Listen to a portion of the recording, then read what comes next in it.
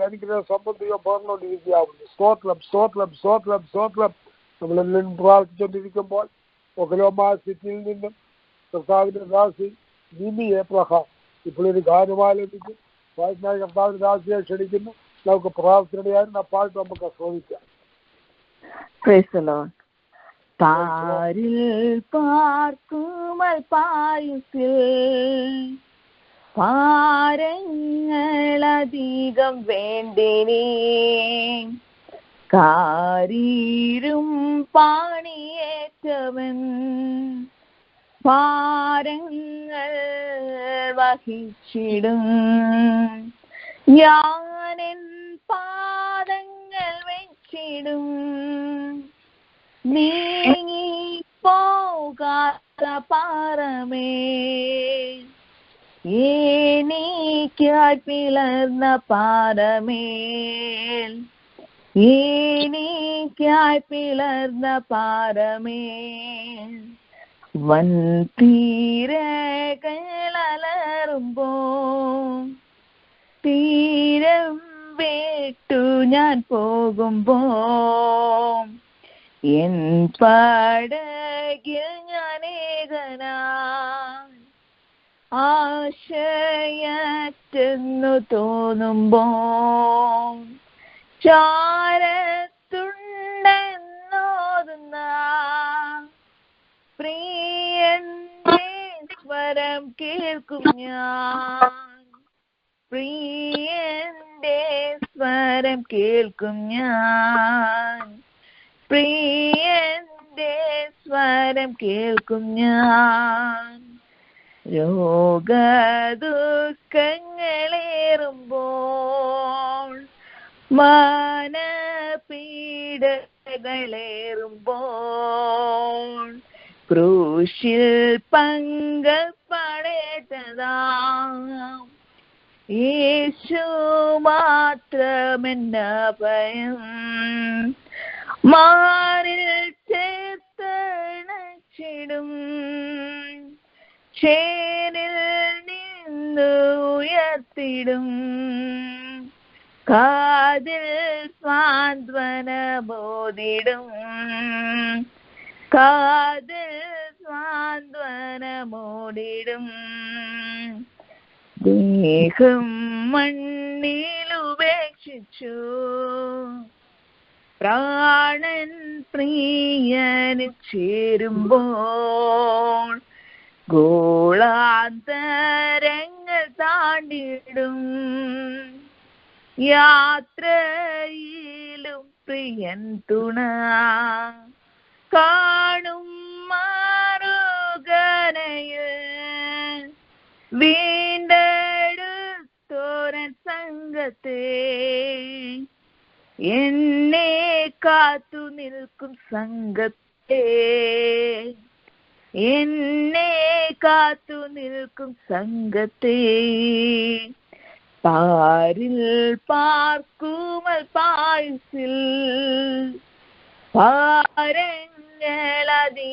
വേണ്ടിനീ കാരീരും പാണിയേറ്റവൻ പാരങ്ങൾ വഹിച്ചിടും.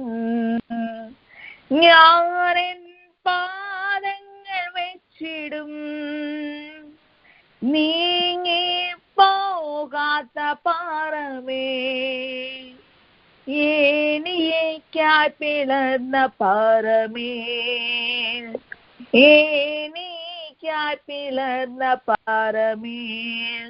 Thank you.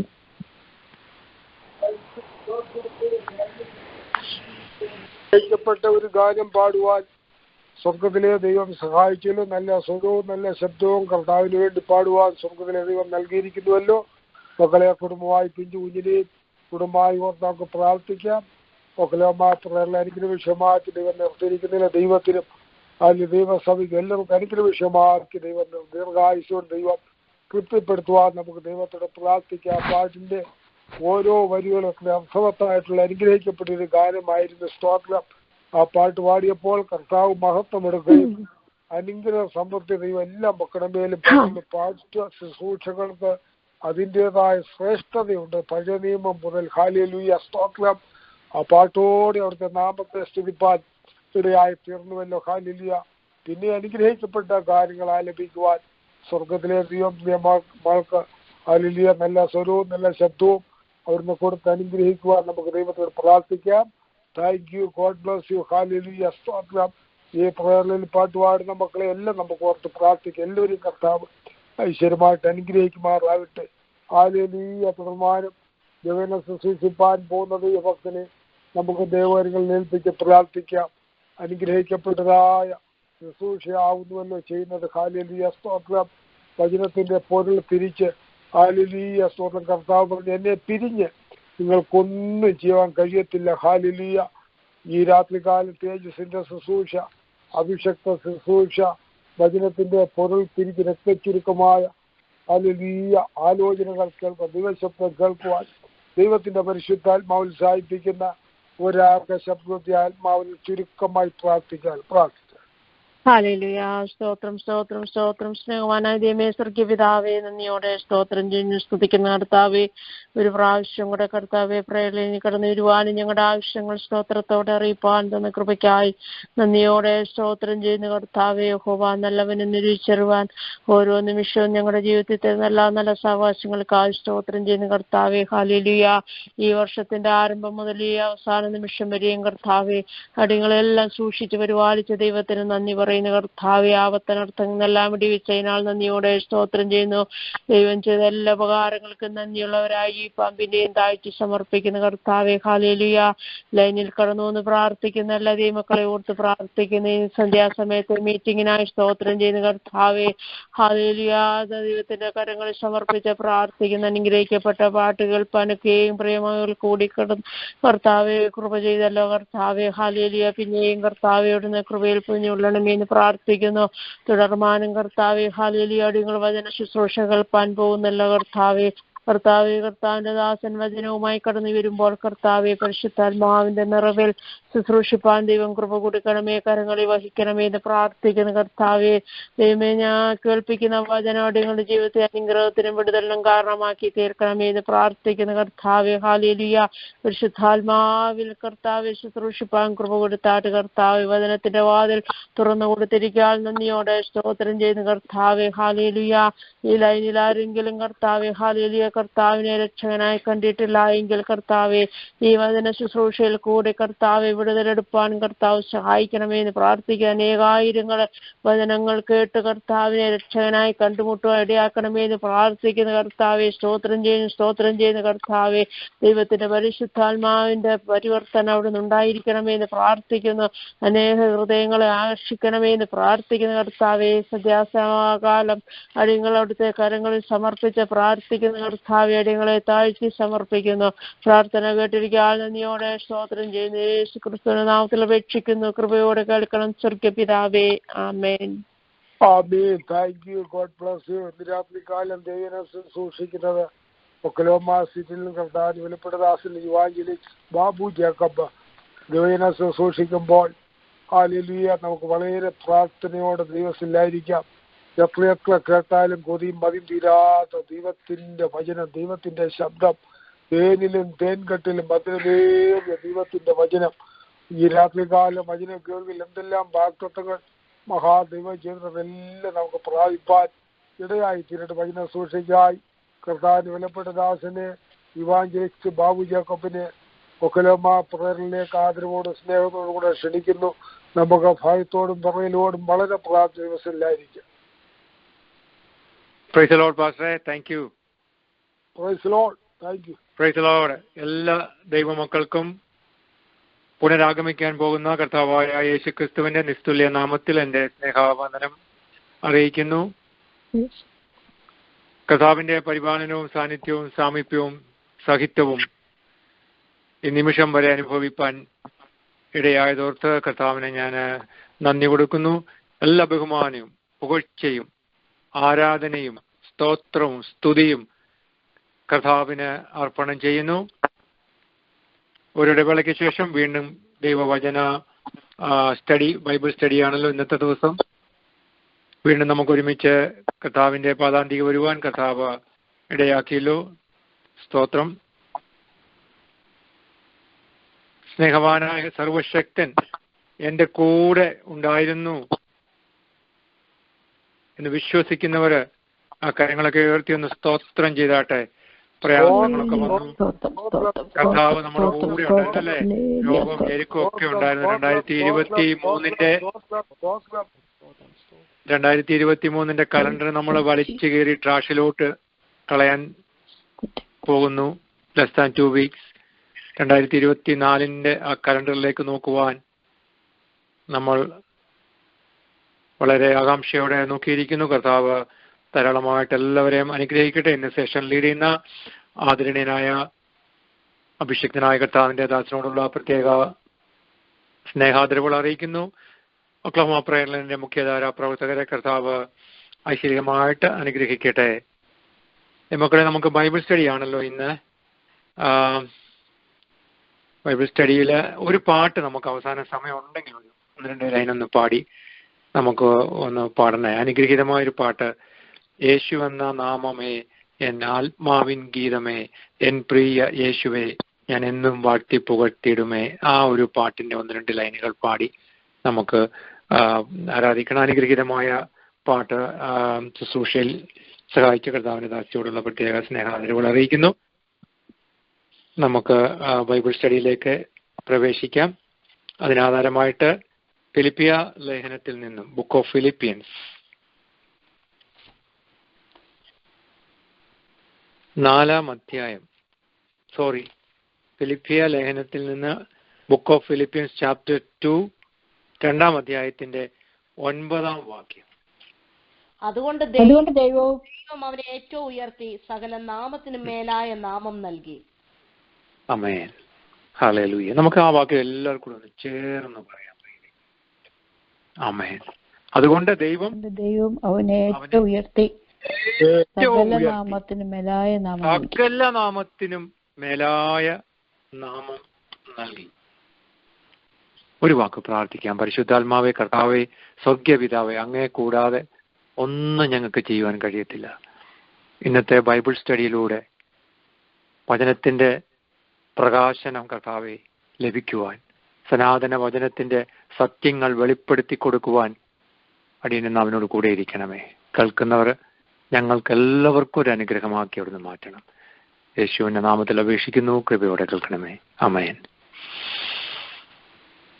ലൂക്കോസിന്റെ ഒക്കെ പുസ്തകത്തിൽ നിന്ന്, ലൂക്കോസിന്റെ സുവിശേഷത്തിൽ നിന്നൊക്കെ ഒരു വാക്യം നമുക്ക് വായിച്ചു തരണേ. ലൂക്കോസും മത്തായി സുവിശേഷത്തിൽ നിന്നൊക്കെ പെട്ടെന്ന് വായിച്ചാൽ മതി. ബൈബിൾ സ്റ്റഡി അല്ല, അപ്പോൾ ഒത്തിരി റെഫറൻസ് നമുക്ക് നോക്കണം. ഫിലിപ്പിയ ലേഖനം ദൈവമക്കളെ വളരെ അനുഗ്രഹീതമായ, വളരെ ലളിത സുന്ദരമായ ഒരു പുസ്തകമാണ് ഈ ഫിലിപ്പിയ ലേഖനം. ഫിലിപ്പിയയിലെ വിശ്വാസികളോടുള്ള അപ്പോസ്തലന്റെ ആഴമേറിയ സ്നേഹം അത്യുജ്വലമായിരിക്കുന്നു, അതിശയിപ്പിക്കുന്നതാണ്. കാരണം ഈ ഫിലിപ്പിയ ലേഖനം നമ്മൾ പഠിച്ചു കഴിഞ്ഞാൽ വലിയ തിയോളജിക്കലായിട്ട്, അതായത് ദൈവശാസ്ത്രപരമായിട്ടുള്ള ആഴമേറിയ തത്വസംഹിതകളോ റോമാലേഖനമോ ഒക്കെ പഠിച്ചെടുക്കാൻ പാടാണ്. FSC ലേഖനമൊക്കെ വളരെ കഷ്ടപ്പെട്ടെങ്കിൽ മാത്രമേ അതിലെ ആ പ്രകാശനത്തിലേക്ക് നമുക്ക് പഠിക്കുവാൻ കഴിയത്തുള്ളൂ. എന്നാൽ അതുപോലുള്ള വലിയ ദൈവശാസ്ത്രപരമായ കാര്യങ്ങളൊന്നുമില്ല. വെറും 4 അധ്യായങ്ങൾ ഉള്ള ചെറിയ ഈ ലേഖനത്തിലെ പൗലോസ് അപ്പോസ്തലൻ ആ ഫിലിപ്പിയിലുള്ള വിശ്വാസികളെ സംബോധന ചെയ്യുന്നത് മാത്രം ഒന്ന് ശ്രദ്ധിച്ചാട്ടെ. ശ്രദ്ധേയമാണത്. പ്രിയമുള്ളവരെ, സഹോദരന്മാരെ, അങ്ങനെ 4-ാം അധ്യായത്തിലോട്ട് വരുമ്പോഴത്തേക്ക് 4-ാം അധ്യായത്തിന്റെ ആരംഭത്തില് പൗലോസ് അപ്പോസ്തലൻ പറയുന്ന എന്റെ പ്രിയരും വാഞ്ചിതരുമായ സഹോദരന്മാരെ, അല്ലെ എന്റെ സന്തോഷവും കിരീടവുമായുള്ളവരെ, ഇണയാളിയായുള്ളവരെ, ആ വാക്കുകളൊക്കെ ഭയങ്കര ഹാർട്ട് ടച്ചിങ് ആണ്. നമ്മൾ ഗലാത്യ ലേഖനം ഞാൻ പഠിപ്പിച്ചല്ലോ. ഗലാത്യ ലേഖനം പഠിക്കുമ്പോൾ പൗലോസ് അപ്പോസ്തലൻ വളരെ ആത്മരോഷത്തോടെയാണ് സംസാരിക്കുന്നത്. അദ്ദേഹത്തിന്റെ ആ പ്രയാസം, ആ രോക്ഷം നൊന്തു പ്രസവിച്ച ഗലാത്യരോട് പറയുക, ബുദ്ധിയില്ലാത്ത ഗലാത്യരെ എന്നൊക്കെയാ പറഞ്ഞ. അദ്ദേഹത്തിന്റെ ആത്മരോഷം വെളിപ്പെടുത്തുന്നത്. കൊരിന്ത്യ ലേഖനത്തിലും അല്പം ഗൗരവത്തിലാണ് അദ്ദേഹം സംസാരിക്കുന്നത്. ഫിലിപ്പിയ ലേഖനത്തിൽ ഉടനീളം എൻ്റെ പ്രിയമുള്ളവരെ കർത്താവിൽ എപ്പോഴും സന്തോഷിപ്പീൻ എന്ന് ഞാൻ പിന്നെയും പറയുന്നു. ഒന്നിനെ കുറിച്ച് നിങ്ങൾ വിചാരപ്പെടരുത്, എല്ലാറ്റിലും പ്രാർത്ഥനയാലും അപേക്ഷയാലും നിങ്ങളുടെ ആവശ്യങ്ങൾ സ്തോത്രത്തോടുകൂടെ അറിയിക്കുക എത്ര എന്നൊക്കെ പറഞ്ഞ് പൗലോസ് അവരെ ആശ്വസിപ്പിക്കുകയാണ്. ദൈവജനമേ, നമുക്ക് മുമ്പോട്ട് പോകാം. നമ്മുടെ ബൈബിൾ സ്റ്റഡി, ഇന്നത്തെ ബൈബിൾ സ്റ്റഡി നമുക്ക് ഒരു ടോപ്പിക് കൊടുത്താൽ യേശുവിന്റെ നാമത്തിന്റെ പ്രത്യേകതകൾ എന്ന ഒരു വിഷയമാണ്. യേശുവിന്റെ നാമത്തിന്റെ സവിശേഷതകൾ എന്നൊക്കെ വേണേൽ പറയാം. ശ്രദ്ധിച്ചു കേൾക്കണം. യേശുവിനെ കുറിച്ച് തിരുവചനത്തിൽ നമുക്ക് വെളിപ്പെട്ട് കിട്ടിയിരിക്കുന്നതായിട്ടുള്ള 5 നാമങ്ങൾ ആണ് തിരുവചനത്തിലുള്ളത്. നമുക്കതൊന്ന് ഒരുമിച്ച് ചിന്തിക്കാം.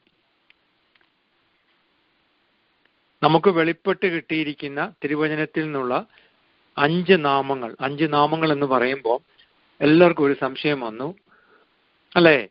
5 നാമങ്ങളെ ഉള്ളോ? നമുക്ക് വെളിപ്പെട്ട് കിട്ടിയിരിക്കുന്ന 5 നാമങ്ങളും പിന്നെ വിശേഷ നാമങ്ങൾ പലതുണ്ട്, ഒത്തിരിയുണ്ട്. വിശേഷ നാമങ്ങളുണ്ട്.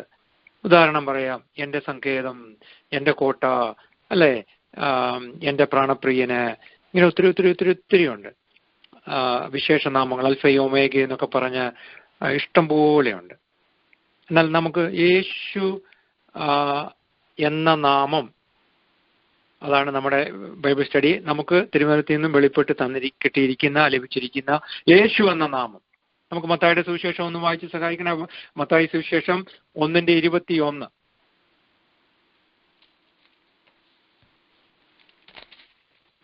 അവൾ ഒരു മകനെ പ്രസവിക്കും, അവൻ തന്റെ ജനത്തെ അവരുടെ പാപങ്ങളിൽ നിന്ന് രക്ഷിക്കുവാനിരിക്കുക കൊണ്ട് നീ അവന് യേശു എന്ന് പേരിടണം എന്ന് പറഞ്ഞു. ഓക്കെ, ഒരു വാക്യം കൂടെ വായിച്ചു തരണേ. ലൂക്കോസിന്റെ സുവിശേഷം 1:31 വാക്യം കൂടെ വായിച്ചേ. സുപരിചിതമായ വാക്യം അത്. നീ ഗർഭം ധരിച്ചൊരു മകനെ പ്രസവിക്കും, അവന് യേശു എന്ന് പേർ വിളിക്കണം. നോക്കിക്കേ, യേശു എന്ന നാമം തിരുവചനത്തിൽ നമുക്ക് വെളിപ്പെടുത്തി കിട്ടിയിരിക്കുന്നതാ. നമ്മള് ഇപ്പോൾ പഠിക്കുന്നത്. നീ ഗർഭം ധരിച്ച ഒരു മകനെ പ്രസവിക്കും, അവന് യേശു എന്ന് പേർ വിളിക്കണം. അപ്പൊ യേശു എന്ന നാമത്തിന്റെ യഥാർത്ഥ അർത്ഥം ജഹോഷുവ എന്നതാണ്. മറന്നു പോകരുത്, എബ്രായ പദമാണ്, ഹീബ്രു വേർഡാണ് ജഹോഷുവ. യേശു എന്ന നാമത്തിന്റെ യഥാർത്ഥ അർത്ഥം ജഹോഷുവ. പറഞ്ഞേ പ്രിയരെ, അതൊക്കെ പറയണം കേട്ടോ. നമ്മള് വാക്കുകൾ പറയണം സ്ഫുടമായിട്ട്. ജഹോഷുവ എന്ന് പറഞ്ഞാൽ രക്ഷകൻ എന്നാണ് അതിന്റെ അർത്ഥം, അല്ലെങ്കിൽ ഇംഗ്ലീഷിൽ സേവിയർ എന്നാണ് അതിന്റെ അർത്ഥം. അപ്പൊ ഈ പദത്തിൽ നിന്നാണ് ജോഷുവ എന്ന പദം, ആ വാക്കിൽ നിന്നാണ് വന്നത്. നമ്മളിപ്പോൾ വായിച്ചല്ലോ ആ വാക്യം, ആ റെഫറൻസ് മറക്കരുത്. നീ ഗർഭം ധരിച്ച ഒരു മകനെ പ്രസവിക്കും, അവനെ യേശു എന്ന് പേർ വിളിക്കണം. അപ്പം സ്വർഗം വിളിച്ചിരിക്കുന്ന, നമുക്ക് തന്നിരിക്കുന്ന, വെളിപ്പെടുത്തി തന്നിരിക്കുന്ന നാമമാണ് യേശു എന്ന നാമം. യേശു എന്ന നാമത്തിന്റെ യഥാർത്ഥാർത്ഥം യഹോഷുവ അല്ലെങ്കിൽ സേവിയർ എന്നാണ്. അതുപോലെ നമ്മൾ മത്തായി 1-ാം അധ്യായത്തിന്റെ 21-ാം വാക്യവും വായിച്ചു. 2 റെഫറൻസും നമ്മൾ ഓർത്തിരുന്നോടെ. അപ്പൊ ഒന്നാമതായിട്ട് യേശു എന്ന നാമം. പ്രിയരെ, നമ്മുടെ കൂടെ യേശു എപ്പോഴും ഉണ്ട് കേട്ടോ. എപ്പോഴും നല്ല സഹായിയായിട്ട് യേശു നമ്മുടെ കൂടെ ഉണ്ട് എന്നുള്ള ഒരു വിശ്വാസം നമുക്കുണ്ടായിരിക്കണം. ഞാനൊരു മെസ്സേജ് പോലെ, ബൈബിൾ സ്റ്റഡി പോലെ രണ്ടും കൂടെ മിക്സ് ചെയ്താ പറയുന്നത്. ഈ ബൈബിൾ സ്റ്റഡിയൊക്കെ ഒത്തിരി കട്ടിയായതുകൊണ്ട് ആൾക്കാർക്കൊക്കെ, നമ്മുടെ വിശ്വാസികളൊക്കെ ചിലപ്പം അത്ര അങ്ങോട്ട് പഠിക്കാനൊരു ഇൻട്രസ്റ്റ് കാണിക്കുന്നില്ല. അപ്പൊ നമുക്ക് സഹായം ആവശ്യം ഉള്ളപ്പോഴെല്ലാം യേശു നമ്മെ രക്ഷിക്കുന്നു. നമ്മുടെ ബലഹീനതയുടെ സ്ഥാനത്ത് യേശു നമ്മെ ശക്തീകരിക്കുന്നു. നമുക്ക് ഈ വിന്റർ സമയത്തൊക്കെ അറിയാലോ, തണുപ്പ് കാലത്ത് നമ്മുടെ കാർ സ്റ്റാർട്ട് ചെയ്യാൻ മടി കാണിക്കും. പഴയ കാറൊക്കെ ആണെങ്കിൽ ബാറ്ററിയുടെ ആ ലൈഫ് തീരാറായിരിക്കുന്ന സമയമായിരിക്കും. കാറ് സ്റ്റാർട്ട് ചെയ്യാതിരിക്കുമ്പോൾ നമ്മൾ എന്ത് ചെയ്യും? നമ്മുടെ വേറൊരു കാറ് കൊണ്ടുവന്നിട്ട് അതിന്റെ അരികെ ഇട്ടുകൊണ്ട് 2 ബാറ്ററികളെ കൂട്ടിക്കടിപ്പിച്ച് ജമ്പർ ഉപയോഗിച്ച് സ്റ്റാർട്ട് ചെയ്യും. ഇപ്പൊ പുതിയ സിസ്റ്റം ഒക്കെ ഉണ്ട്. അപ്പൊ നല്ല ബാറ്ററിയിൽ നിന്ന് പവർ സ്റ്റാർട്ട് ചെയ്യാതിരിക്കുന്ന ആ കാറിന്റെ ഉള്ളിലേക്ക് ആ പവർ ഇരച്ചു കയറുമ്പോൾ അത് പെട്ടെന്ന് സ്റ്റാർട്ട് ചെയ്യും. ഇതുപോലെ ചില വിഷയങ്ങൾക്ക് മുമ്പിൽ ഇത്ര വലിയ പ്രതിസന്ധിയാണെങ്കിലും നമ്മൾ ശക്തിയില്ലാതെ ബലമില്ലാതെ ബലം ക്ഷയിച്ചിരിക്കുമ്പോൾ, നമുക്ക് അസാധ്യമെന്ന് തോന്നുന്ന വിഷയത്തിന്റെ മധ്യത്തിലായിരിക്കുമ്പോൾ, ശാരീരികമായ വേദനയിലൂടെ നാം കടന്നു പോകുമ്പോൾ, യേശുവിന്റെ നാമത്തിൽ നാം പ്രാർത്ഥിക്കുമ്പോൾ, അന്യഭാഷയിൽ നാം ആരാധിക്കുമ്പോൾ, യേശു നമ്മുടെ ബലഹീനതയെ മാറ്റി ശക്തീകരിക്കുന്നു. അപ്പൊ യേശുവാണ് നമ്മെ രക്ഷിക്കുന്നത്. ആ യേശു ആരിലും വലിയവൻ. അപ്പൊ യേശുവിന്റെ നമ്മൾ ആ യേശുവിന്റെ നാമത്തെക്കുറിച്ച് നമ്മൾ ആദ്യമായിട്ട് പഠിച്ചത് യേശു എന്ന നാമമാണ്. രണ്ടാമത് നമുക്ക് മുമ്പോട്ട് പോകാം. രണ്ടാമത് യേശുവിന്റെ വേറൊരു നാമം, രണ്ടാമത്തെ നാമം ഇമ്മാനുവേൽ എന്നതാണ്. മത്തായിയുടെ സുവിശേഷമല്ലേ നമ്മൾ വായിച്ചത്? 1-ാം അധ്യായം 22-ാം വാക്യമാണോ വായിച്ചത്? 21 വായിച്ചേ? 22-ാം വാക്യം ഒന്ന് വായിക്കാമോ? മത്തായി സുവിശേഷം. കന്യക ഗർഭിണിയായ ഒരു മകനെ പ്രസവിക്കും, അവന് ദൈവം നമ്മോടുകൂടെ എന്നർത്ഥമുള്ള ഇമ്മാനുവേൽ എന്ന് പേർ വിളിക്കും എന്ന് കർത്താവ്. അതെ, മതി. ഇമ്മാനുവേൽ. ഇപ്പം യേശുവിന്റെ രണ്ടാമത്തെ പേരാണ് Emmanuel. The another name of Jesus Christ is Emmanuel. Emmanuel എന്ന് പറഞ്ഞാൽ ദൈവം നമ്മോട് കൂടെ. പ്രിയരെ, ഞാൻ ഇപ്പോൾ പഴയ നിയമത്തിലെ ഒരു സംഭവം പറയാം. പഴയ നിയമത്തിലെ ഒരു കാര്യം നിങ്ങൾക്ക് വെളിപ്പെടുത്തി തരാം മനസ്സിലാക്കാൻ വേണ്ടി. സമാഗമന കൂടാരത്തിന്റെ നിർമ്മിതി മനസ്സിലൊന്ന് പ്ലാൻ ചെയ്തേ. പുറപ്പാട് പുസ്തകം അതിന്റെ 25-ാം അധ്യായം തോന്നുന്നു 8-9 വാക്യങ്ങൾ വായിച്ചാൽ അറിയാം. അതിനകത്ത് ആ വാക്യത്തിൽ പുറപ്പാട് പുസ്തകം ഞാൻ അവരുടെ നടുവിൽ വസിക്കുവാൻ അവർ എനിക്ക് ഒരു വിശുദ്ധ മന്ദിരം ഉണ്ടാക്കണം, തിരുനിവാസവും അതിന്റെ ഉപകരണങ്ങളും ഞാൻ കാണിക്കുന്ന മാതൃക പ്രകാരം ഒക്കെ തന്നെ. മതി. സാവധാനം ഒന്ന് വായിച്ചേ. ഞാൻ അവരുടെ നടുവിൽ വസിക്കുവാൻ അവർ ഞാൻ അവരുടെ നടുവിൽ വസിക്കുവാൻ. കണ്ടോ? ഞാൻ അവരുടെ നടുവിൽ വസിക്കുവാൻ അവർ എനിക്കൊരു വിശുദ്ധ മന്ദിരം ഉണ്ടാക്കണം. അപ്പം വേദപുസ്തകത്തിലെ ഒരു വലിയ അതിപ്രധാനമായ ഒരു വിഷയമാണ് സമാഗമന കൂടാരം എന്നത്. അതിപരിശുദ്ധനായ ദൈവം ഒരു മാധ്യമത്തിലൂടെ തന്റെ സാന്നിധ്യം അവരോട് കൂടെ ഇരിക്കുവാൻ ദൈവം താല്പര്യപ്പെടുന്നത് കണ്ടോ? ഞാൻ അവരോട് നടുവിൽ വസിപ്പാൻ. കണ്ടോ? ഞാൻ അവരോട് കൂടെ വസിക്കേണ്ടതിന് അവർ എനിക്കൊരു വിശുദ്ധ മന്ദിരം ഉണ്ടാക്കണം എന്ന് പറഞ്ഞാണ് സമാഗമന കൂടാരത്തിന്റെ നിർമ്മിതി ആരംഭിക്കുന്നത്. പക്ഷെ ഒരു കാര്യം ഒന്ന് ചിന്തിച്ച്, ഈ കൂടാരം, സമാഗമന കൂടാരം ഉണ്ടാക്കിക്കഴിഞ്ഞ് ആ സമാഗമന കൂടാരത്തിൽ ദൈവം ഇറങ്ങി വസിക്കുന്ന ആ പരിശുദ്ധ സ്ഥലത്തേക്ക് എല്ലാവർക്കും പ്രവേശനം ഉണ്ടായിരുന്നോ? ഇല്ല. അവിടെയാണ് നമുക്ക് ലഭിച്ചിരിക്കുന്ന ഉജ്ജ്വലമായ പ്രോജ്വലമായ പദവി. പ്രിയരെ, അന്ന് മഹാപുരോഹിതന് മാത്രമേ അതിന് അനുവാദം ഉണ്ടായിരുന്നുള്ളൂ എന്നോർക്കണേ. ദൈവത്തിങ്കിലേക്കൊന്ന് അടുത്ത് ചെല്ലുവാൻ കഴിയത്തില്ലായിരുന്നു. അവിടെയും ദൈവജനത്തിന് വിദൂരമായിരുന്നു, അല്ലെങ്കിൽ വിദൂര സ്വപ്നമായിരുന്നു. ദൈവം ഇറങ്ങി വരുന്ന പർവ്വതത്തിലോ ദൈവം ഇറങ്ങി വരുന്ന സ്ഥലത്തേക്കോ പോകുവാൻ ദൈവം സെലക്ട് ചെയ്ത ചിലർക്ക് മാത്രമേ അനുവാദമുണ്ടായിരുന്നുള്ളൂ. നമുക്കറിയാം ആരൊക്കെയാ? മോശയ്ക്ക്, യോശുവയ്ക്ക്, അല്ലെങ്കിൽ അഹരോനോ, അങ്ങനെയൊക്കെയുള്ള സെലക്റ്റഡ് ആയിട്ടുള്ള ദൈവഭൃത്യന്മാർക്ക് മാത്രമേ ദൈവം ഇറങ്ങി വരുന്ന ആ പർവ്വതത്തിലേക്ക് പ്രവേശിക്കാൻ അനുവാദമുണ്ടായിരുന്നുള്ളൂ. പഴയ നിയമത്തിലെ പല സത്യങ്ങളും നമ്മൾ പഠിച്ചു, നമുക്കറിയാവുന്നവരാ. ഒരിക്കലും ദൈവത്തിന്റെ പെട്ടകത്തെ തൊട്ടവനെയും ദൈവത്തിന്റെ പെട്ടകത്തെ നോക്കിയവരെയും വരെ സംഹരിച്ച തീഷ്ണതയുള്ള ഒരു ദൈവത്തെയാണ് പഴയ നിയമത്തിൽ നാം കാണുന്നത്. അപ്പൊ ദൈവത്തോടുകൂടെ എല്ലാവർക്കും ഒന്നും വസിക്കാൻ കഴിയുമായിരുന്നില്ല. എന്നാൽ ആ അവസ്ഥ അവസ്ഥയിൽ നിന്ന് ദൈവമക്കളെ ശ്രദ്ധിച്ചു വ്യത്യസ്തമായിട്ട് ഇതാ യേശു എന്ന രക്ഷകൻ നമ്മോട് കൂടെയുണ്ട്. He's Emmanuel. നമ്മുടെ പദവി, നമ്മുടെ ആനുകൂല്യമാണ്. പഴയ നിയമത്തിൽ നിന്നൊക്കെ വ്യത്യസ്തമായിട്ട് യേശു ക്രിസ്തുവിൽ we are in Christ, we are with Christ. സ്വർഗത്തിൽ നമ്മളെ ഇരുത്തിയിരിക്കുക. എഫെസ്യ ലേഖനം പഠിച്ചാൽ വളരെ അപഗ്രഥിച്ച് അത് പഠിക്കുവാണെങ്കിൽ നമുക്കത് മനസ്സിലാക്കാൻ പറ്റും. കൊലോഷ്യൻ ബുക്ക് ഓഫ് കൊലോസ്യ ലേഖനമൊക്കെ എന്തൊരു ഭയങ്കര തിയോളജിക്കൽ വേദശാസ്ത്രപരമായ സത്യങ്ങളാണ്, മാർമിക സത്യങ്ങളാണ് വെളിപ്പെടുത്തുന്ന പ്രിയരെ. He's Emmanuel. പ്രിയരെ, ഒന്നോർത്തെ, ദൈവം നമ്മോടുകൂടെ വസിക്കുന്നു എന്നത് ഏറ്റവും സൗഭാഗ്യകരമായ കാര്യമാണ്. പഴയ നിയമഭക്തന്മാരെക്കാളൊക്കെ എത്രയോ ശ്രേഷ്ഠരാണ് നമ്മൾ. ശ്രേഷ്ഠർ എന്ന് പറഞ്ഞാൽ എത്രയോ വലിയ ആനുകൂല്യമാണ്, എത്ര വലിയ പദവിയാണ് നമുക്ക് ലഭിച്ചിരിക്കുന്നത്. എൻ്റെ കൂടെ എൻ്റെ യേശു കർത്താവ് ഉണ്ടെന്ന്. സ്തോത്രം. ദൈവത്തെ ഒന്ന് മഹത്വപ്പെടുത്തിക്കാട്ടെ. യേശു എന്നെ കരുതിക്കോളും. ദൈവജനമേ, യേശു എനിക്ക് സമാധാനം നൽകും. യേശു എൻ്റെ കാര്യത്തിന് തീർപ്പ് കൽപ്പിക്കും. യേശു എൻ്റെ കൂടെ ഉണ്ട്. ഹല്ലേലൂയ.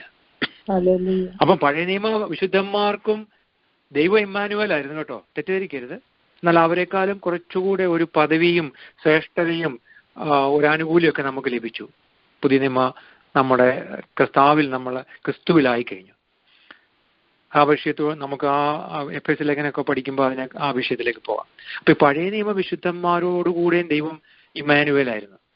പക്ഷെ അവരെക്കാളൊക്കെ ഉജ്ജ്വലമായ ശ്രേഷ്ഠമായ ഒരു പൊസിഷൻ. ആമേൻ. പഴയ നിയമ വിശുദ്ധന്മാരോട് കൂടെ ദൈവം ഉണ്ടായിരുന്നു. യോശുവയുടെയും കാലേബിന്റെ കൂടെ ദൈവം ഉണ്ടായിരുന്നു. യോശുവയും കാലേബ് ഒരുമിച്ച് നിന്നുകൊണ്ട് നിലവിളിക്കുന്ന ജനത്തെ ശാന്തരാക്കിക്കൊണ്ട് പറയുന്ന വാക്കുകൾ ശ്രദ്ധേയമാണ്. ദൈവം നമ്മോട് കൂടെ ഉള്ളതുകൊണ്ട് നാം അത് നേടും. നാം ആ സ്ഥലം കൈവശമാക്കും. നാം ആ ശത്രുക്കളെ നിഗ്രഹിക്കും. ദൈവം നമുക്ക് വാഗ്ദത്തം ചെയ്ത നാട് നാം ശത്രുക്കളുടെ കയ്യിൽ നിന്ന് പിടിച്ചെടുക്കും. ദാവീദ് ചങ്കൂറ്റത്തോടെ ചാങ്കും പിരിച്ചു പറയുക, വിശ്വാസത്തോടെ വിളിച്ചു പറയുക, നിന്നാൽ ഞാൻ പടക്കൂട്ടത്തിന് തന്നെ പാഞ്ഞു ചൊല്ലും, എന്റെ ദൈവത്തെ ഞാൻ മതിലിൽ ചാടിക്കടക്കും. അപ്പം കനാൻ നാട് ലക്ഷ്യമാക്കി യാത്ര ചെയ്യുന്ന ജനത്തോടുകൂടെ മുൻപട പിൻപടയായി ദൈവം ഉണ്ടായിരുന്നു. ദൈവ സാന്നിധ്യത്തിലായിരുന്നു അവർ നടന്നത്. ദൈവജനമേ, ജീവിതത്തിന്റെ ക്ലേശപുഷ്ടമായ സാഹചര്യങ്ങളിലൂടെ യാത്ര ചെയ്യുന്ന ദാവീദ് എന്ന ഭക്തൻ പറയുന്നു, കൂരിരുൾ താഴ്വരയിൽ കൂടി നടന്നാലും ഞാനൊരനർത്ഥവും ഭയപ്പെടുകയില്ല. കാരണം എന്നാ? ദൈവം ഇമ്മാനുവേലാന്നാ അല്ലെ? ദൈവം എന്നോട് കൂടെയുണ്ട്. സ്തോത്രം. അവിടുന്ന് എനിക്ക് ഇമ്മാനുവേലാണ്, എന്നോട് കൂടെ ഇരിക്കുന്നു. ഒക്ലഹോമ പ്രയർ ലൈനിലുള്ള ദൈവജനമേ, നമ്മുടെ വ്യക്തിപരമായ ജീവിതത്തിലെ ഏറ്റവും വലിയ പ്രത്യാശ എന്ന് പറയുന്ന ദൈവം ഇമ്മാനുവേലാണെന്നുള്ളതാണ്. God Emmanuel. ദൈവം തന്റെ പ്രതാപത്തിലും അടുത്തുകൂടാത്ത വെളിച്ചത്തിലും വസിക്കുന്നവനായ ദൈവം, അങ്ങനെയുള്ള പ്രതാപത്തിൽ നിന്ന് നമ്മോടുകൂടെ വസിക്കാൻ പറ്റത്തില്ല എന്നതുകൊണ്ട് ഇതാ മനുഷ്യരൂപത്തിൽ നമ്മുടെ അടുത്തേക്ക് വന്നിറങ്ങി നമ്മോട് കൂടെ പാർത്തു. ആരാണത്? യേശു ക്രിസ്തു, ഇമ്മാനുവേൽ. ദാവീദിനെ പ്രസിദ്ധനാക്കിയ ആ പാട്ടാണ് ഞാൻ പറഞ്ഞത്. കൂരിരുൾ താഴ്വരയിൽ കൂടി നടന്നാലും ഞാൻ ഒരനർത്ഥവും ഭയപ്പെടുകയില്ല. ദൈവജനമേ, ഈ ബൈബിൾ സ്റ്റഡിക്കകത്ത് ഭയങ്കര ടൈം കൺസ്യൂമിങ് ആട്ടോ. നിങ്ങൾക്ക് സമയം കിട്ടുമ്പോഴൊക്കെ ഒത്തിരി കാര്യങ്ങൾ ചെയ്യാനുണ്ട്. റിട്ടയർമെന്റ് ഒക്കെ എടുത്തു കഴിയുമ്പോഴത്തേക്ക് ഓർത്തിരുന്നോണം മനസ്സിൽ ഓരോ എഴുത്തുകാരെ കുറിച്ച് നിങ്ങൾ എടുത്തിട്ട് അവരെ പ്രസിദ്ധരാക്കിയ ചില വാക്യശകലങ്ങള് തിരുവചനത്തിലുണ്ട്. എല്ലാ എഴുത്തുകാരെയും എടുത്തു നോക്കിക്കോ. ദാവീദിനെ പ്രസിദ്ധനാക്കിയ ദൈവം കൊടുക്കുന്ന ഒരു വലിയൊരു ഒരു പ്രൊമോഷനാ. ഏറ്റവും വലിയ പ്രസിദ്ധനാക്കിയ വാക്യങ്ങളാണ് സങ്കീർത്തനം 23. ഒരു കുഞ്ഞ് നമ്മുടെ ക്രിസ്തീയ കുടുംബത്തിലുള്ള ഒരു കുഞ്ഞ് ജനിച്ച ആ സൺഡേ സ്കൂളിലോട്ട് ചെല്ലുമ്പോഴേ കേൾക്കുന്ന വാക്യം ലോർഡ് ഈസ് മൈ ഷെപ്പേർഡ് അല്ലേ? Lord is my shepherd, I shall not want, he makes me to lay down in green pastures എന്നൊക്കെ പറഞ്ഞല്ലേ. അപ്പം കൂരിരുൾ താഴ്വരയിൽ കൂടെ നടക്കുമ്പോൾ ഒരു അനർത്ഥവും, കൂരിരുൾ താഴ്വര നടന്നാലും എനിക്കൊരു അനർത്ഥവും ഭയപ്പെട്ടില്ല. ദാവീദിനെ പ്രസിദ്ധനാക്കിയ, അതുപോലെ പൗലൂസിനെ പ്രസിദ്ധനാക്കിയ, യെരമ്യാവിനെ പ്രസിദ്ധനാക്കിയ, യോഹന്നാനെ പ്രസിദ്ധനാക്കിയ, അപ്പോസ്തലനെ, പത്രോസിനെ പ്രസിദ്ധനാക്കിയ വാക്യങ്ങളൊക്കെ ഉണ്ട്. അതെല്ലാം കളക്ട് ചെയ്യണം. അതൊരു വലിയ കളക്ഷൻ ആക്കി എടുക്കണം. പ്രിയരെ, മറ്റൊരുത്തനിൽ രക്ഷയില്ല. നമുക്ക് അടുത്ത ആഴ്ച അതിനെക്കുറിച്ച് പറയാം. യേശുവിന്റെ നാമത്തെക്കുറിച്ച് നമ്മൾ അതൊക്കെ അതിനെ മാറ്റി വെച്ചിട്ട് എന്തെങ്കിലും ഉണ്ടോ പ്രിയരെ? ഒരു സുവിശേഷം അറിയിക്കാൻ പറ്റുമോ? ഇല്ല. അപ്പം നമുക്ക് മുമ്പോട്ട് പോകാം. ഈ കൂരിരുൾ താഴ്വരയിൽ കൂടെ ആണ് നമ്മളിപ്പോൾ കടന്നു പോകുന്നത്. നമ്മളിപ്പം പറയാ സഹോദര അല്ലെ സഹോദരി, എന്നാണ്ട് വിശേഷമൊക്കെ? സന്തോഷമായിരിക്കുന്നു. അമ്മ എന്നാണ്ട്? ഞാൻ സന്തോഷമായിരിക്കുന്നു. എന്നാൽ കൂരിരുൾ താഴ്വരയിൽ കൂടെയാണ് ഞാനിപ്പോൾ പോകുന്നത് എന്ന് പറഞ്ഞാൽ അതിന്റെ അർത്ഥം സിമ്പിളാ. ഞാൻ വലിയ പ്രതിസന്ധിയിൽ കൂടെ അല്ലെങ്കിൽ കഷ്ടതയിൽ കൂടിയാണ്, അല്ലെങ്കിൽ ഒരു ആപത്തിൽ കൂടിയാണ് പോകുന്നത് എന്നർത്ഥം. എന്താ പ്രിയ ആ വാക്യത്തിന്റെ പശ്ചാത്തലം? ആർക്കെങ്കിലും അറിയത്തില്ല എങ്കിൽ ഞാനത് പറഞ്ഞുതരാം. അന്നത്തെ കോണ്ടെക്സ്റ്റിൽ, അന്നത്തെ കാലത്ത് ഉണ്ടായിരുന്ന ആട്ടിടയന്മാർ എന്നൊരു വലിയൊരു ഗ്രൂപ്പ്, ധാരാളം പേരുണ്ടായിരുന്നു പലസ്തീനിൽ. അന്നത്തെ വലിയൊരു തൊഴിൽ മേഖലയായിരുന്നു ആടുകളെ മേയ്ക്കുന്ന ആട്ടിടയർ എന്ന ഗ്രൂപ്പ്. ഇന്നത്തെ ഈ നമ്മുടെ ഇന്നത്തെ ഈ GM അല്ലെ AT&T അല്ലെങ്കിൽ വലിയ വലിയ ഡെൽ കമ്പനിയിലൊക്കെ ആൾക്കാരെ എടുക്കത്തില്ല, 100,000 ജോലിക്കാരെയൊക്കെ എടുക്കത്തില്ലേ എന്ന് പറഞ്ഞ പോലെ വലിയൊരു വ്യവസായ മേഖലയായിരുന്നു ഈ ആട്ടിടയർ എന്ന ഗ്രൂപ്പ്. അപ്പോൾ ഒരു ആട്ടിടയന്റെ കയ്യിലോട്ട് കുറഞ്ഞത് ഒരു 100-200 ആടുകളെ കൊടുത്തു വിടുമായിരുന്നു.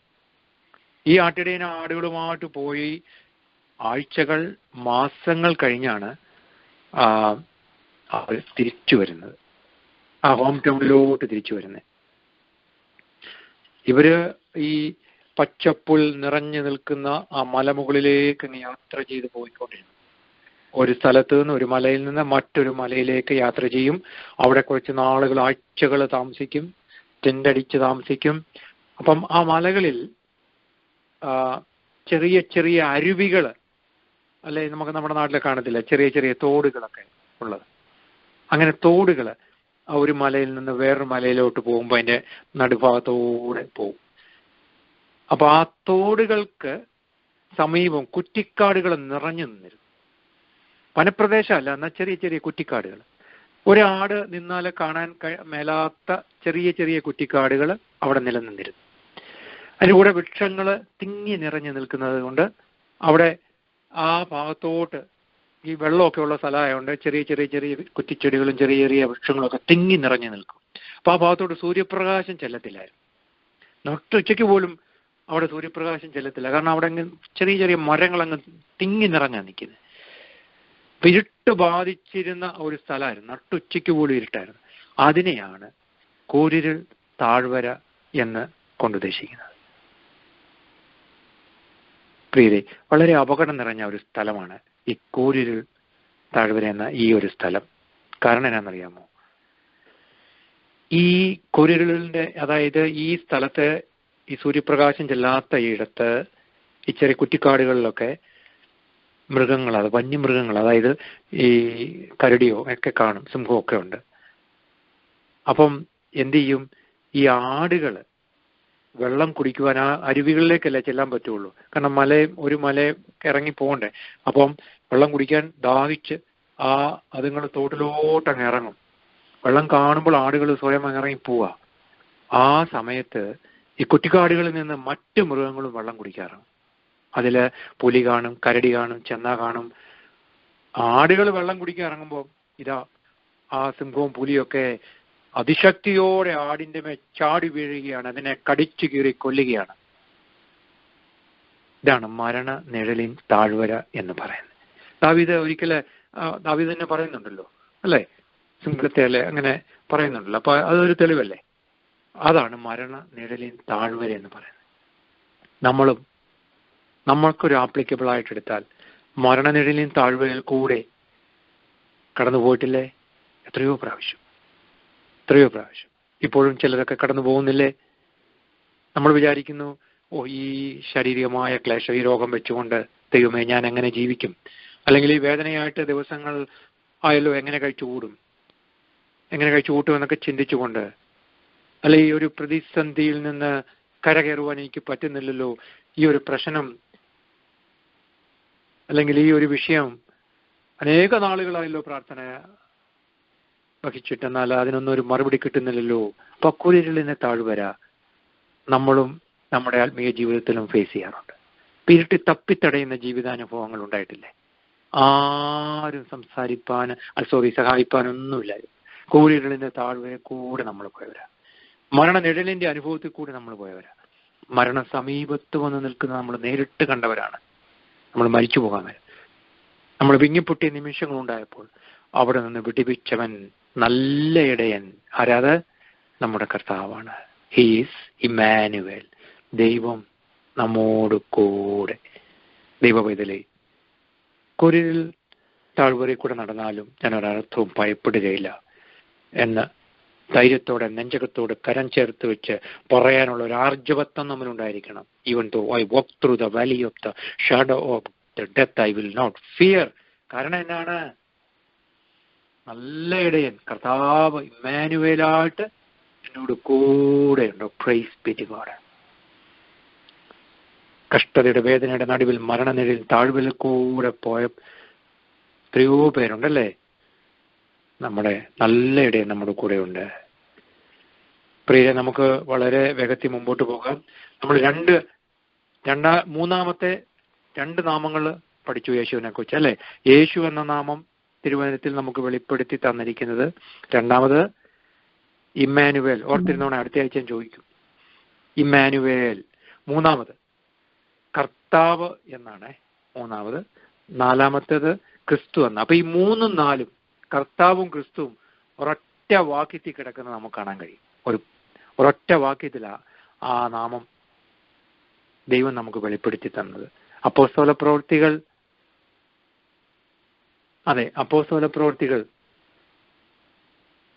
2-ാം അധ്യായം 36-ാം വാക്യം വായിക്കാമോ?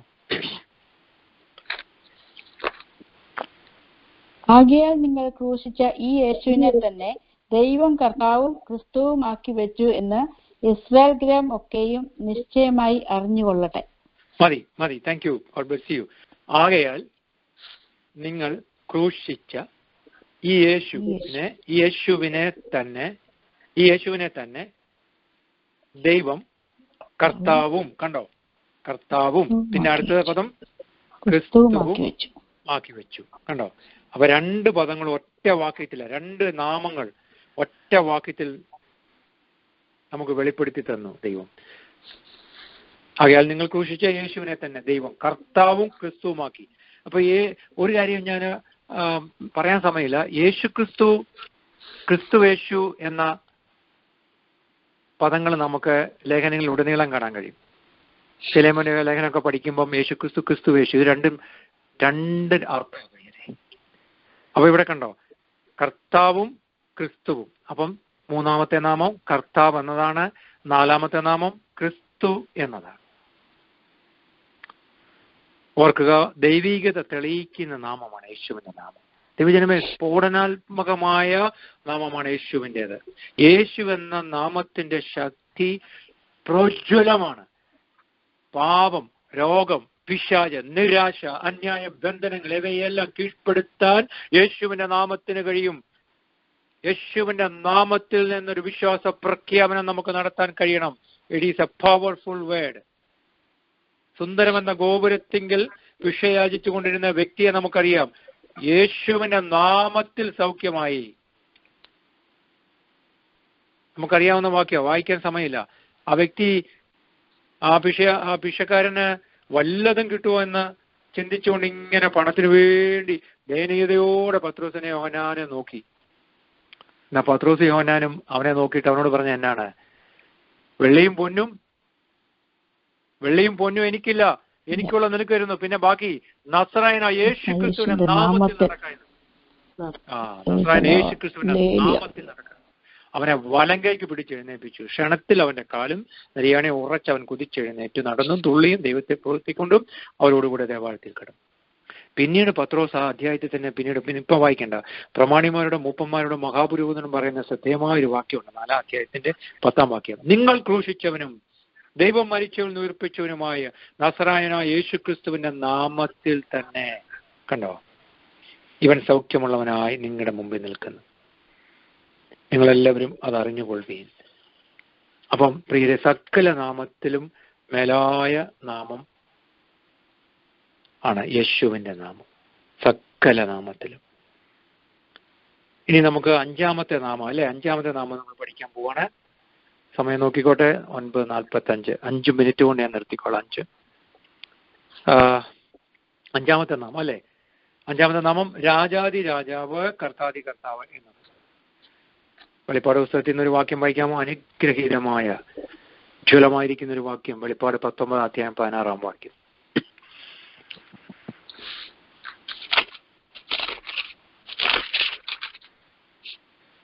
രാജാതി രാജാവും കർത്താതി കർത്താവും എന്ന നാമം അവന്റെ ഉടുപ്പിന്മേലും തുടമേലും എഴുതിയിരിക്കുന്നു. കണ്ടോ, യേശുവിന്റെ നാമത്തെ നമുക്ക് വെളിപ്പെടുത്തി തന്നിരിക്കുന്ന ഒരു വാക്യമാണ്. രാജാതി രാജാവും കർത്താതി കർത്താവും എന്ന നാമം അവന്റെ ഉടുപ്പിന്മേലും തുടമേലും എഴുതിയിരിക്കുന്നു. കണ്ടോ, അപ്പൊ യേശു രാജാക്കന്മാരുടെ രാജാവ്, കർത്താക്കന്മാരുടെ കർത്താവാണ്. വളരെ ശ്രേഷ്ഠമായിരിക്കുന്ന നാമം. പീപ്പിൾ ഓഫ് ഗോഡ്, ഈ വാക്യത്തിന്റെ അർത്ഥം നിത്യതയിൽ ചെന്നാലേ അതിന്റെ പൂർണ്ണ അർത്ഥം അറിയാൻ കഴിയത്തുള്ളൂ. കാരണം പുനരാഗമിക്കാൻ പോകുന്ന കർത്താവും ഒക്കെ ആ ഒരു എസ്കറ്റോളജിക്കലൊക്കെ കൂടുതൽ നമ്മൾ അറിയണമെങ്കിൽ നമ്മൾ നിത്യതയിൽ ചെല്ലണം. He's the king of Kings and the Lord of Lord's. കർത്താവിന്റെ ഭൂമിയിലേക്കുള്ള മഹത്വാഗമനം രാജാതി രാജാവും കർത്താതി കർത്താവുമായിട്ടാണ് എന്ന് ഓർക്കണേ. ഒരു കാര്യം ഞാൻ പറഞ്ഞുകൊള്ളട്ടെ, നമുക്ക് 3 വീടുകളും 3 പേരുകളും ലഭിക്കും. ഞാൻ ഇതിന്റെ ഈ ഒരു സബ്ജക്റ്റുമായിട്ട് ബന്ധമില്ലെങ്കിലും പറയാം. വെളിപ്പാട് പുസ്തകത്തില് നമുക്ക് കാണാൻ കഴിയുന്നത് 3 പേര് കിട്ടും, 3 വീട് കിട്ടും നമുക്ക്. ഒന്ന്, നമ്മൾ ജനിച്ച വീട്, അവിടെ നമുക്ക് നമ്മുടെ മാതാപിതാക്കൾ ഒരു പേരിട്ടിട്ടുണ്ട്, ബാബു അല്ലെങ്കിൽ ഏതെങ്കിലും ഒരു പേര്, കുഞ്ഞുമോനോ. രണ്ടാമത്തേത് ആത്മീകമായ വീട്. ആത്മീയമായ വീട് ഇപ്പം നമ്മൾ ഈ വർത്തമാനകാലത്ത് നമുക്കുള്ളത് ദൈവസഭയാണ്. അവിടെ നമുക്കൊരു പേര് ലഭിക്കാം, അല്ലെ. ബർന്നബാസിന്റെ ഒറിജിനൽ പേര് യോസഫ് എന്നാ, പക്ഷെ അപ്പോസ്തലന്മാർ അവനെ ഇട്ട പേര് ബർന്നബാസ് എന്നാ. അപ്പൊ അതൊരു പേരല്ലേ. മൂന്നാമത്, നമുക്ക് നമ്മുടെ നിത്യ വീട്ടിൽ നമുക്ക് പുതിയ പേര് ലഭിക്കും എന്നാ വെളിപ്പാട് പുസ്തകത്തിൽ കാണുന്നത്. അപ്പൊ നമുക്ക് യേശുവിനെ കുറിച്ച് തിരുവചനത്തിൽ നമുക്ക് വെളിപ്പെടുത്തി കിട്ടിയ നാമങ്ങൾ 5 എണ്ണമാണ് നമ്മളിപ്പോൾ ധ്യാനിച്ചത്. ഈ നാമത്തിലാണ് കർത്താവിനെ നാം അറിയുന്നത്. ഒരിക്കൽ കൂടെ ഞാൻ പറയാം. 1, യേശു എന്ന നാമം, അതിന്റെ അർത്ഥം സേവ്യർ, രക്ഷകൻ. 2, ഇമ്മാനുവേൽ. 3, കർത്താവ്. 4, ക്രിസ്തു. 5, രാജാതി രാജാവ് കർത്താതി കർത്താവ്.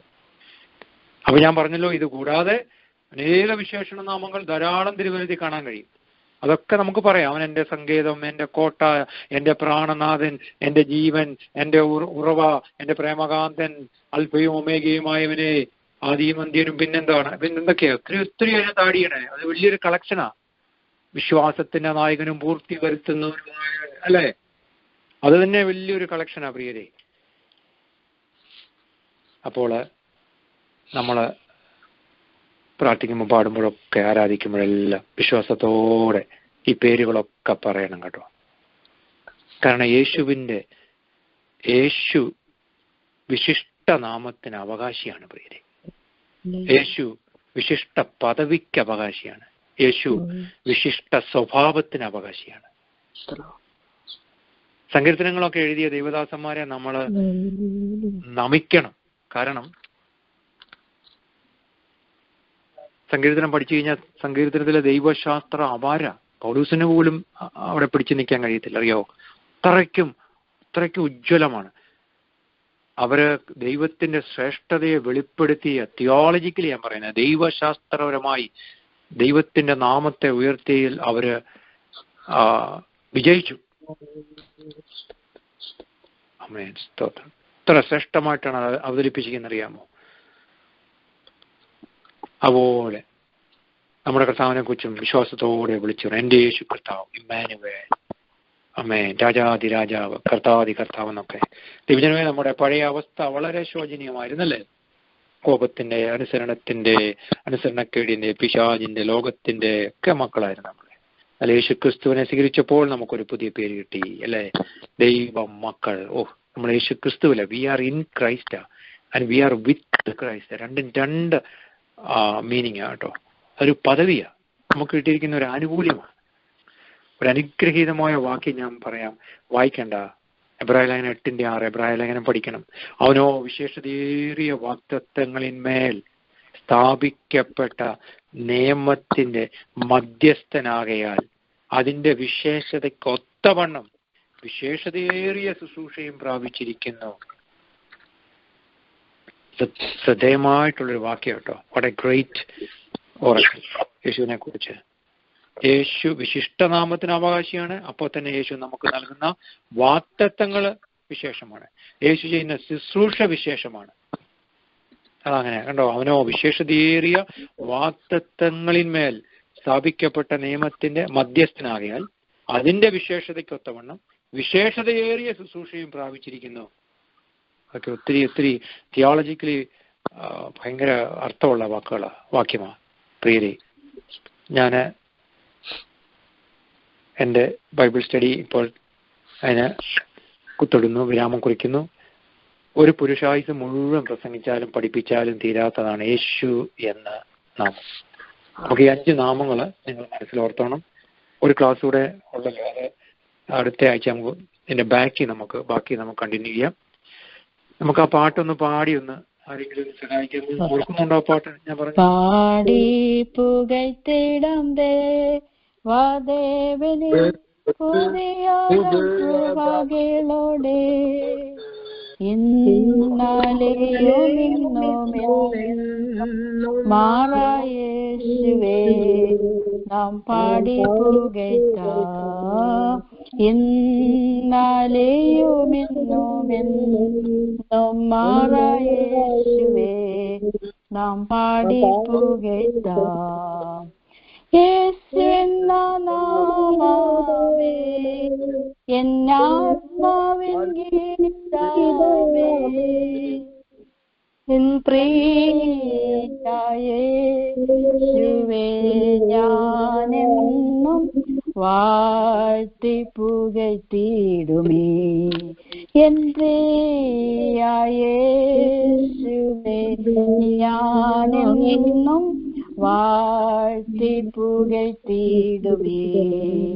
ഘോര ഭയങ്കര കാറ്റും അലയും കൊടിയാതായി വരും നേരത്ത്, ഘോര ഭയങ്കര കാറ്റും അലയും കൊടിയാതായി വരും നേരത്തിൽ കാക്കും കാരങ്ങളേതുമാർവണച്ച സ്നേഹം നിത്യം പാടും ഞാനാമേ. കാക്കും കാരങ്ങളേതുമാർവണച്ച സ്നേഹം നിത്യം പാടും ഞാൻ. യേശുവെന്ന നാമമേ എന്നാത്മാവിൻ ഗീതമേ എൻ പ്രിയയേശുവേ ഞാനെന്നും വാഴ്ത്തി പുകഴ്ത്തിയിടുമേ. എൻ പ്രിയയേശുവേ